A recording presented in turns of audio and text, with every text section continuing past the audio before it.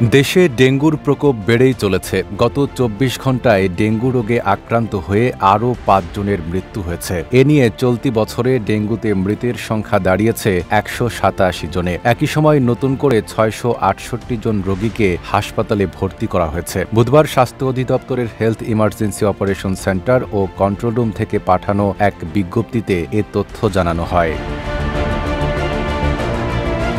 স্বাস্থ্য অধিদপ্তর জানায়, গত ২৪ ঘণ্টায় হাসপাতালে ভর্তি হওয়া রোগীদের মধ্যে বরিশাল বিভাগে সর্বোচ্চ ১৫৮ জন, চট্টগ্রামে ১০৬ জন, ঢাকা বিভাগে ১২৬ জন, ঢাকা উত্তর সিটিতে ৯৪ জন, ঢাকা দক্ষিণ সিটিতে ৭৩ জন, খুলনায় ৪১ জন, ময়মনসিংহে ৩০ জন, রাজশাহীতে ৩৫ জন এবং রংপুর বিভাগে ৫ জন রয়েছেন। RICL TMX, যুগের পর যুগ স্থাপনা থাকে মজবুত।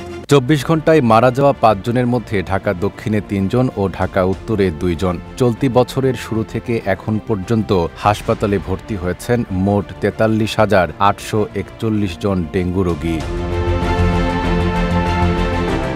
নাইম আরাবী, ঢাকা পোস্ট।